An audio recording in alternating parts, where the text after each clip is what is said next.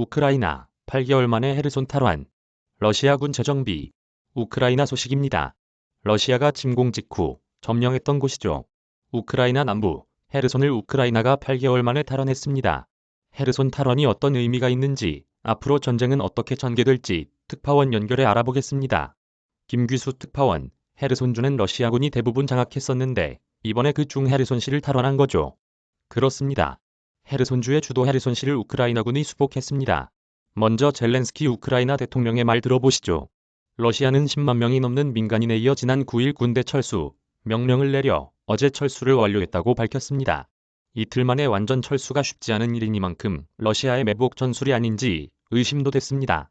그런데 우크라이나군이 진입해서 수색해보니 러시아 군복과 전투 식량, 심지어 장전된 박격포까지 발견되는 등 실제로 황급히 철수했다는 정황이 드러나고 있습니다. 우크라이나군은 전투 없이 헤르손시에 무혈 입성한 셈입니다. 헤르손시 수복을 우크라이나군의 최대 성과라고 하는데 이유가 뭡니까? 먼저 상징적인 의미가 있습니다. 러시아가 우크라이나를 침공한 뒤 가장 먼저 점령했던 곳이 바로 헤르손 지역이었습니다.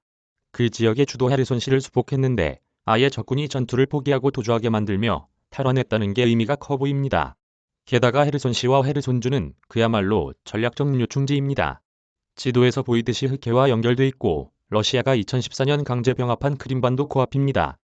즉, 러시아가 점령한 남부 지역은 물론 크림반도까지 진격할 수 있는 교두보를 확보한 셈입니다. 그만큼 이제 남부 지역에서 우크라이나의 공세가 예상되는데 앞으로 전쟁의 전개는 어떻게 전망됩니까? 전황이 우크라이나 군에 유리해 보이는 건 사실입니다. 하지만 러시아도 그냥 물러설 것 같진 않습니다. 페스코프 크렘린궁 대변인의 말 먼저 들어보시죠. 드미트리 페스코프 크렘린궁 대변인.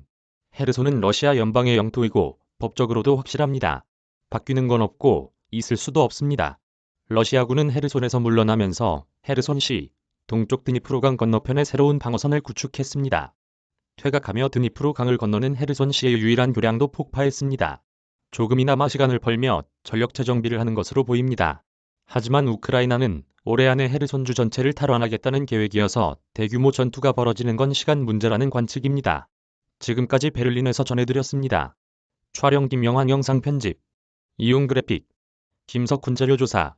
박재은. 김규수 기자.